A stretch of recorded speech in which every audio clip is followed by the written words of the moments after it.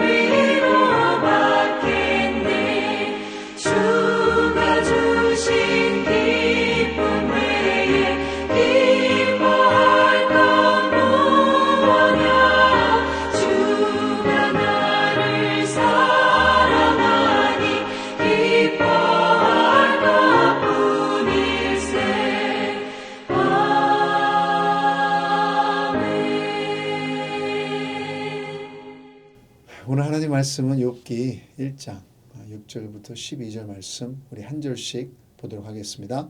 제가 6절 읽겠습니다. 하루는 하나님의 아들들이 와서 여호와 앞에 섰고 사탄도 그들 가운데 온지라. 여호와께서 사탄에게 이르시되 내가 어디서 왔느냐? 사탄이 여호와께 대답하여 이르되 땅을 두루 돌아 여기저기 다녀왔나이다. 여호와께서 사탄에게 이르시되 내가 내 종 욥을 주의하여 보았느냐? 그와 같이 온전하고 정직하여 하나님을 경외하며 악에서 떠난 자는 세상에 없느니라. 사탄이 여호와께 대답하여 이르되 욥이 어찌 까닭없이 하나님을 경외하리이까? 주께서 그와 그의 집과 그의 모든 소유물을 울타리로 두르심 때문이 아니니까? 주께서 그의 손으로 하는 바를 복되게 하사 그의 소유물이 땅에 넘치게 하셨음이니이다. 이제 주의 손을 펴서 그의 모든 소유물을 치소서. 그리하시면 틀림없이 주를 향하여 욕하지 않겠나이까? 여호와께서 사탄에게 이르시되 내가 그의 소유물을 다 내 손에 맡기노라. 다만 그의 몸에는 내 손을 대지 말지니라. 사탄이 곧 여호와 앞에서 물러가니라. 같이 한번 기도 한번 하겠습니다.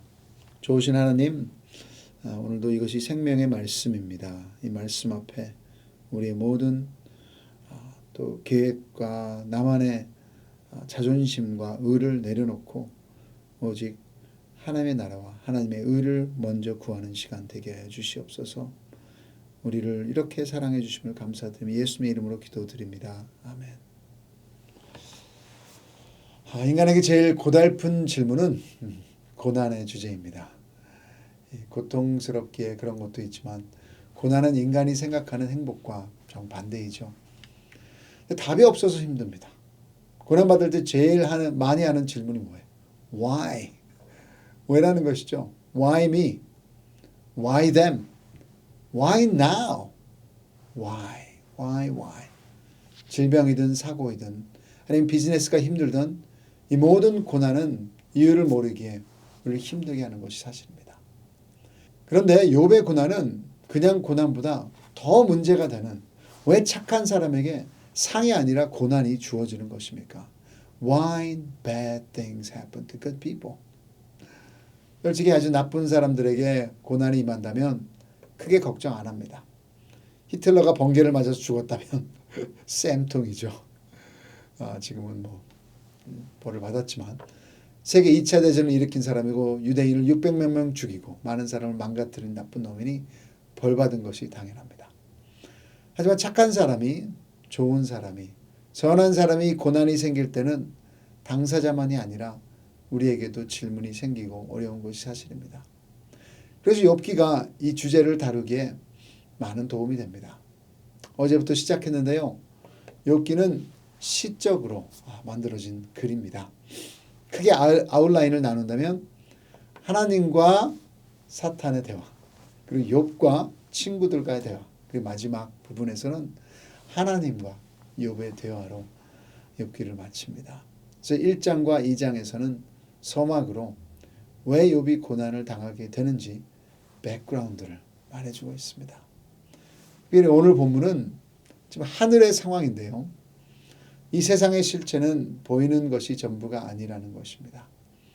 하늘에서 모든 것을 주관하고 계십니다.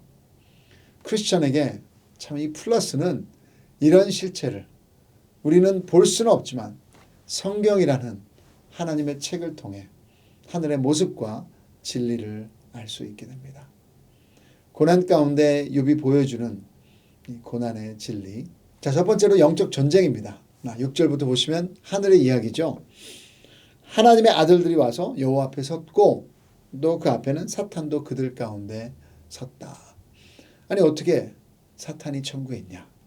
그렇지, 여기서 천국이라고 이야기하고 있진 않습니다. 장소는 알 수 없습니다. 중요한 것은 사탄도 결국에는 하나님 앞에 보고해야 하는 존재이다. 하나님의 통제 아래에 있다는 뜻입니다. 그래서 7절에 사탄은 이 땅을 두루 돌아다닌다. 그래서 베드로전서 5장 8절 근신하라 깨어라 너희 대적 마귀가 우는 사자같이 두루 다니며 삼킬 자를 찾나니. 베드로는 정확히 보고 있습니다. 크리스찬은 어떻게 보면 사탄의 이 관역 짊어지고 사는 사람이에요. 사탄이 보는 게 크리스찬. 어떻게 하든 하나님의 백성들을 공격하고 연약한 모습 가운데 요한복음 10장 10절에 도둑도 도둑질하고 죽이고 멸망시키려는 것뿐입니다. 지금 우리의 고난 가운데, 문제 가운데, 갈등 가운데, 힘든 것 가운데 정신 차리셔야 합니다. 사탄의 존재는 확실합니다. 우연히 이루어지는 것이 아닙니다. 다른 상대방보다, 상황보다 사탄의 공격은 멸망입니다. 이 대화 가운데 보는 사탄의 계략이 나옵니다. 사탄의 속성이죠. 사탄이라는 뜻은 대적하는 자이다. 그리고 또 하나는 고발하는 자라고 할 수 있습니다.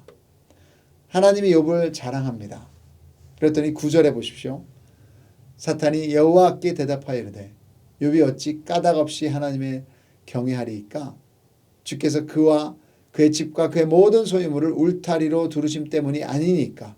주께서 그의 손으로 하는 바를 복되게 하사 그의 소유물이 땅에 넘치게 하셨나이다. 이제 주의 손을 펴서 그의 모든 소유물을 치소서. 그리하시면 틀림없이 주를 향하여 욕하지 않겠나이까. 하면 욥의 믿음을 공격하는 것입니다. 그러니까 하나님을 사랑하는 것이 아니라 이용하는 것이라고 하는 것입니다. 여러분 트럼프 대통령 때 quid pro quo를 들어보셨죠? 이 대가를 위해서 잘해준 것이다. 그것이 사탄의 일입니다. 우리를 고발합니다. 우리의 잘못을 드러냅니다. 그리고 하나님을 이용한다고 일러 바치는 거예요. 하나님이 잘해주시니까, 물질 주시니까 그러는 거예요.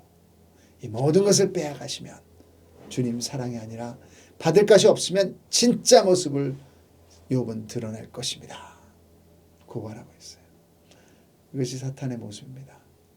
우리 약점을 알고 있으며 그것을 통해 우리 하나님과의 관계를 약하게 해서 흔들리게 하는 것입니다. 자, 둘째로 이 고난 가운데 있는 고난의 진리는 하나님의 허락 안에서만 가능합니다. 여러 가지 종류의 고난이 있겠지만 모든 고난 뒤에는 하나님이 계십니다. 이것이 하나님의 전지전능하신 주권입니다. 사탄이 대단한 영적인 존재라고 하지만 하나님과는 비교할 수가 없습니다. 어떤 철학에서는 선과 악의 대결을 비슷한 힘에서 대결하는 것이다 라고 보기도 하죠. 그래서 yin and yang 그렇게 이제 동양에서 얘기하기도 하죠. 그래서 누가 이길지 모르는 것처럼 선도 질 수 있다. 그럼 아주 큰일 나는 것이다. 그 힘이 동등하다? 아니에요. 성경의 하나님은 절대로 사탄과 비슷한 존재가 아니십니다. 고난은 사탄과 하나님의 힘겨루기가 아닙니다. 하나님은 완벽하게 이 상황을 컨트롤하고 계세요. 먼저 여러분, 하나님 우리를 너무 잘 알고 계십니다. 그럼 8절 한번 보세요. 같이 읽겠습니다. 여호와께서 사탄에게 이르시되 네가 내 종 욥을 주의하여 보았느냐. 그와 같이 온전하고 정직하여 하나님을 경외하며 악에서 떠난 자는 세상에 없느니라. 욥이 완벽하다고 하시는 건 아닙니다. 온전하다는 뜻은 wholehearted, 모든 것으로 하나님을 향한다는 것이에요. 하나님 우리의 마음을 아십니다. 우리의 조그만 사랑이라도 주는 그것을 좋아하십니다. 이렇게 하나님과 보내는 이 시간 아시고 계시고 우리가 갈등하며 그래서 주님 알기를 원합니다. 주님 앞에 나오기를 원합니다. 그런 마음 불쌍히 여기시며 또 축복하시기를 원하시는, 또 하나님의 자녀라면 절대로 우리를 거부하시는 것이 아니라 그리스도 안에서 우리를 자랑하시는 줄 믿습니다. 그 뭐가 같냐면 할아버지 할머니들이 자녀들이나 손주들 자랑할 때 막 사진을 보여주시고 아 얘가 내 새끼야 멋있지? 그러게 여러분 하나님의 우리 약점과 과거와 연약함 다 아시기에 허락하셨다면 그것은 하나님께서 우리에게 필요한 것이라고 여기는 것입니다. 또한 이 하나님은 고난의 제한을 두시며 주님의 뜻을 이루십니다. 여러분 12절 우리 같이 한번 읽겠습니다. 여호와께서 사탄에게 이르시되 내가 그의 소유물을 다 네 손에 맡기노라. 다만 그의 몸에는 네 손을 대지 말지니라. 사탄이 곧 여호와 앞에서 물러가니라. 하나님이 경계선을 그리신 것입니다. 이것까지만 할 수 있다. 사탄에게 무한한 고난을 준 것이 아니라 하나님의 줄에 끌려서 어느 정도까지만 고난을 허락하신 것입니다. 그래서 사탄과 하나님은 게임이 안 돼요. 그래서 고린도전서 10장 13절 아시죠? 사람이 감당할 시험 밖에는 너희가 당한 것이 없나니 오직 하나님 미쁘사 너희 감당하지 못할 시험 당을 허락하지 아니하시고 시험 당할 즈음에 또한 피할 길을 내사 너희로 감당하게 능히 감당하게 하시느니라. 이것이 하나님의 오묘하신 뜻입니다. 우리는 다 몰라요. 그러기에 욥의 마지막은 자신의 고난의 이유를 모르고 욥기가 마치는 것 미리 말씀드리겠습니다. 그럴 수도 있습니다. 왜 그 고난을 당했는지. 하지만 하나님께서는 그 제한된 가운데서 우리를 세우시기를 원하시는 거예요. 이번 서밋에서도 이제 내년도 계획을 했었습니다. 우리 목회자들과 함께. 그래서 우리 샌안토니오 형제교회, 또 베이커스필드 형제교회, 그리고 우리 렌초 크카만가 형제교회. 근데 팜스프링스 온누리의 이삼인 목사님이 함께하지 못하셨습니다. 그 이유는 그 교회에 열심히신 남자 성도님이 주사를 잘못 맞아서 혼수 상태에 계세요. 그래서 아내는 식당 비즈니스를 하니라 이제 딸이 자폐아인데 이렇게 케어할 수가 없어서 사모님이 지금 돌봐주고 계시는데요.